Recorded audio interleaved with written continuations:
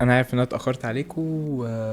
النهارده جبت لكم في العاب انا عارف انها مش اشتغلتش معاكم، وهي مش بتشتغل غير بطريقه معينه انا هشرحها لكم في الفيديو ده، والموضوع سهل جدا وبس محتاج ان انتوا تركزوا معايا في الفيديو وتمشوا معايا الخطوات واحده واحده.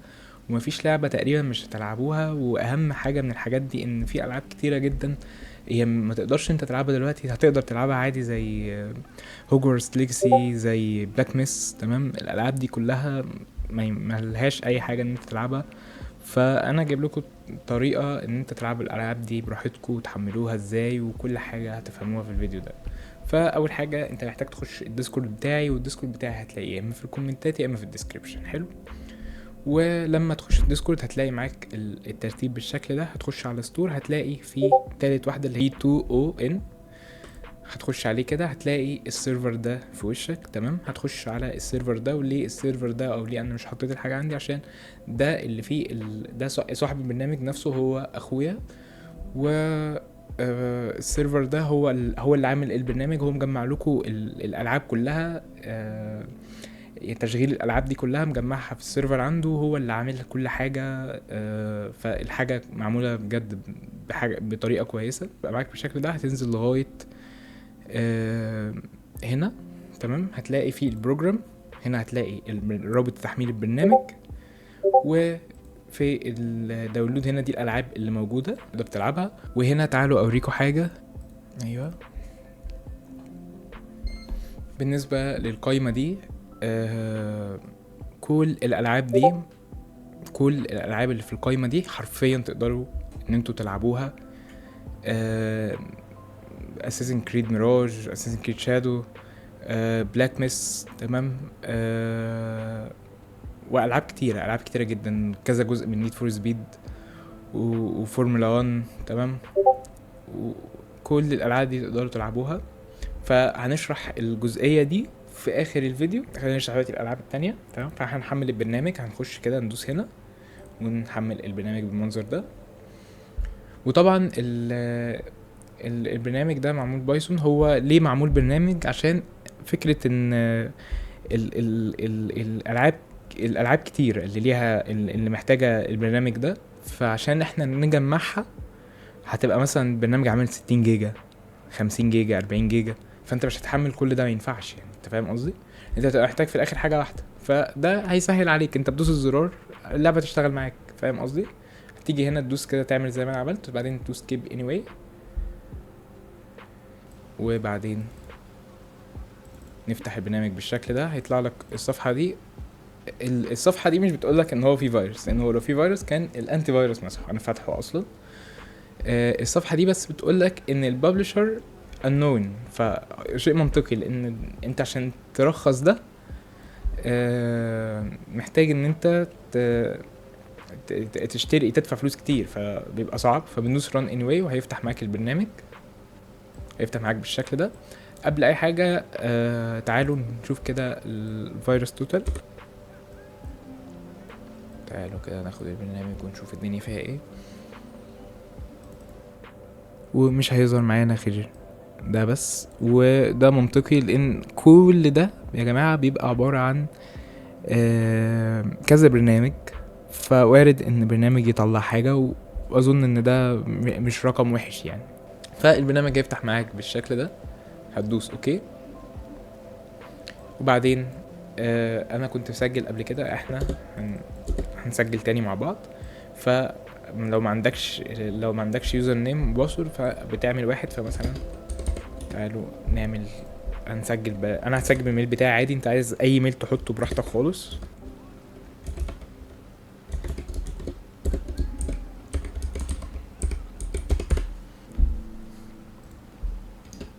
وتحط الباسورد بتاعك بالشكل ده. وبعدين تسجل دخول. وبعدين تحط هنا اليوزر نيم اللي انت لسه عامله، وتتاكد ان انت معلم على تذكرني كده عشان ما تضطرش ان انت تسجل كل مره. وبعدين تدوس انتر، والبرنامج هيفتح معاك بالشكل ده. تمام، فاول حاجه البرنامج هيبقى الصور بتحمل ببطء شويه. تمام، هي الصور معاك بتحمل مره واحده وبعد كده ايه ما بتحملش تاني. تمام، فاحنا مثلا لو عملنا كلير كده للكاش تمام. فالصور لما نيجي نرجع تاني الصور هترجع تحمل معانا.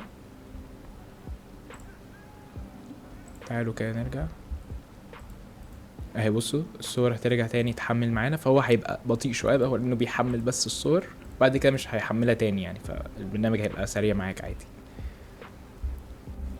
فتعالوا نتكلم كده السكشن بتاع الالعاب اللي موجوده.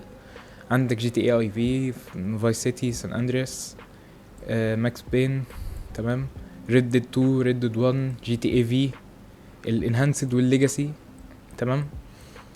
ده بالنسبه لروك ستار. عندك بالنسبه لاكتيفيشن عندك كول اوف ديوتي بلاك اوبس 2، بلاك اوبس العاديه، وكول اوف ديوتي مودرن وورفير 3، تمام. الثلاث العاب دول كده موجودين برضو عندك. اليوبي سوفت هتلاقي كل اساسن كريد، كل اساسن كريد هتلاقيها موجوده. هتلاقي فار كراي 3، فار كراي 4، كل دي الالعاب اللي انت ما كنتش قادر تشغلها عندك، كل ده هتقدر تشغله عادي، وهنشوف طريقه التشغيل مع بعض.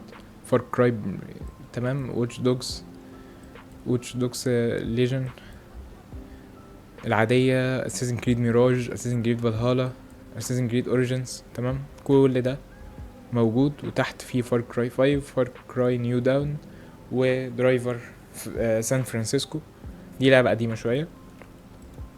ده بالنسبه ليوبي سوفت. وهنا بالنسبه لريزيدنت ايفل 4 الجديده اللي هي الريميك، مش العاديه، العاديه بتشتغل عادي مش محتاجه، لكن الفور الريميك محتاجه محتاجه البرنامج عشان تشتغل. بالنسبه لستيم عندنا ديدبول، جاد اوف وور راجناروك، جاست كوز 3، وماد ماكس.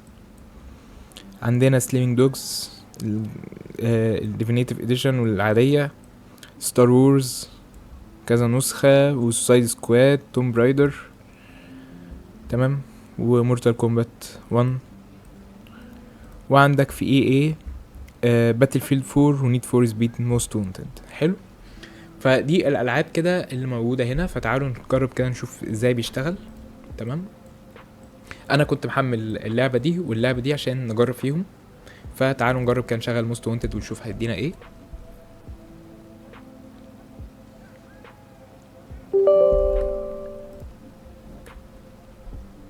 زي ما انتوا شفتوا بيفتح ايه، فمش هيشتغل معاك بعد ما يفتح وتسجل، هيقولك ما ينفعش. فهنقفل كده خلاص، هو قفل. هنيجي نختار اي ونخش على موست وانتد وندوس داونلود، وبعدين نروح على مسار اللعبة، تمام. نيد فور سبيد اهي، ندوس سيلكت فولدر ونستنى شوية لغاية ما ينزل الملفات. وكده الملفات نزلت معانا. فمهم بعد ما بتعمل لانش كده، في بعض الالعاب بتبقى مش بتفتح يعني مش ينفعش تفتحها من هنا. حلو، تمام، عشان هيطلب منك اي ف لازم تخش تفتحها من جوه من الاي اكس بتاعها. فلو فمنها من الالعاب دي هي نيد فور سبيد. انا قلت اجيب كده العاب كده والعاب كده، في العاب تانية هتدوس بلاي عادي من ستيم وتشتغل معاك عادي، تمام. فانا قلت اجيب ده وده، وبحيث ان انتوا تبقوا فاهمين الفكره. فالنيد فور سبيد دي من الالعاب اللي هي مش هتشتغل من ستيم. فالبرنامج نفسه لما تيجي تعمل لانش هو بيفتحها لك من الاي اكس اي، فانت لو عايز تفتحها انت كده لو عايز تقفل البرنامج خلاص بتروح تقفله، تمام. لكن وتخش تفتحها عادي من هنا، يعني اوبن فايل لوكيشن للملفات اهو، وتخش تفتحها من هنا عادي، او تفتحها من البرنامج عادي، تعمل لانش كده واللعبه تفتح معاكوا على طول بالشكل ده.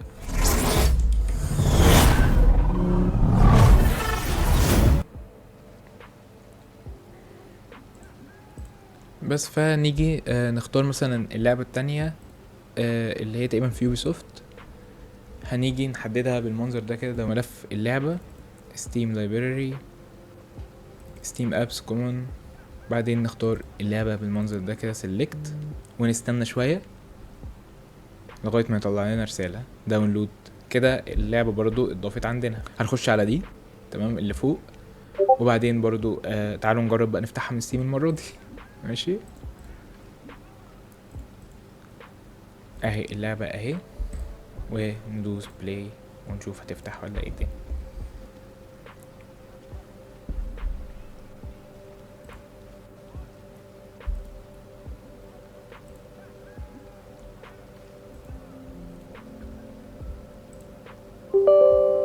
ندوس يس.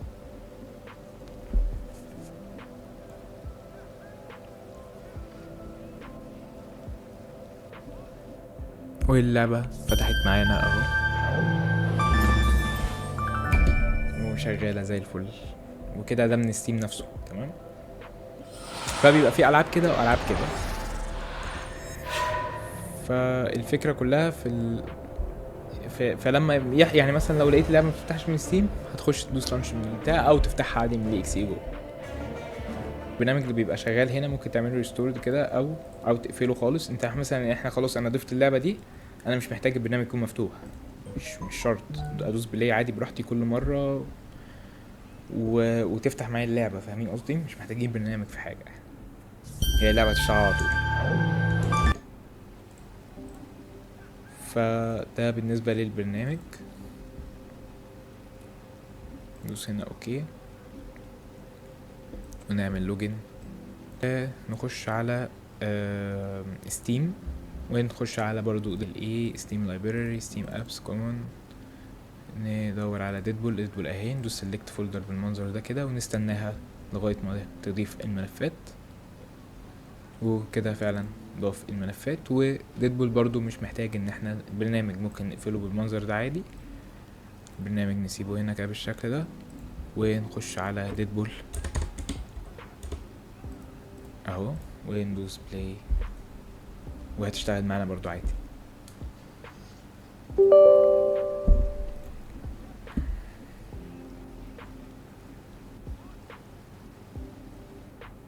واشتغلت على طول اللعبة هنا.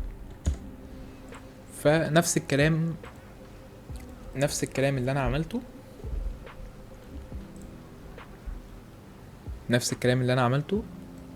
في الثلاث العاب دول كده 3 العاب عينات بالنسبه لي، عشان دول اللي حجمهم اقدر ان انا احملهم واجرب معاكم. نفس اللي انا عملته هتعملوه في كل الالعاب دي، نفس الفكره برضو. داونلود مش عارف ايه، حط الملفات تستنى الرساله تجرب تفتح على طول وتشتغل معاك. حلو. فدي الالعاب اللي احنا نقدر نلعبها. تقريبا دي كل اغلب الالعاب بقى التانية اللي مش موجوده هنا زي ما انا قلت لكم هتلاقوها فين. هتخش على لما تخش على السيرفر اللي موجود عندي، هيبقى عندك اللي هو التالت واحدة اللي هو ده. تمام. هنا زي ما وريتكم كده ده دي كل الالعاب اللي هي مش موجودة هناك في البرنامج. تمام. يعني دي كل حرفيا الالعاب اللي مش موجوده في البرنامج، اللي انت برضو تقدر تلعبها بنفس فكره، برضو تحملها من ستيم وتقدر تلعبها براحتك. الناس اللي حملت العاب زي شادو، الناس اللي حملت بلاك ميس، الناس اللي قالت لي عندها مشاكل في كذا لعبه من الالعاب اللي موجوده هنا، كل ده تقدر تلعبه. طيب انا ما اقدرش ان انا اشرح الطريقه هنا، فالشرح موجود فين؟ موجود في نفس الصفحه. هتلاقي الفيديو ده والفيديو ده. هنا هنا عشان تشغل هنا اللعبه في طريقتين لكل حاجه، فللاي اي واليوبي سوفت، وطريقه للالعاب التانية زي خزان وبلاك ميس وكده. فده طريقه خزان وبلاك ميس. تمام. اللي هم الفيديوهين دول تشوفوهم وتتفرجوا عليهم كويس جدا، دول بيكملوا بعض. والفيديو ده كامل ليوبي سوفت واي اي، كامل تتفرج عليه كامل حرفيا. هتخرج اي لعبه اليوبي سوفت عايز تلعبها، اي لعبه الاي عايز تلعبها، هتقدر ان انت تلعبها تماما براحتك. وهنا العاب زي بلاك ميس وزي خزان والعاب كتيره جدا بالطريقه دي. هتتفرج على الفيديوهين دول هتعرف تعمل كل حاجه لوحدك. وهنا الفيديوهين هنا هو بيشرح لك على لينكات وحاجات انت هتحتاجها، كلها هتلاقيها فوق هنا، كلها هتلاقيها هنا فوق. كل الرابط هو شرح لك وموريك كل حاجه، السيرفر اللي انت محتاجه، كل الروابط اللي انت محتاجها عشان تقدر تلعب الالعاب دي.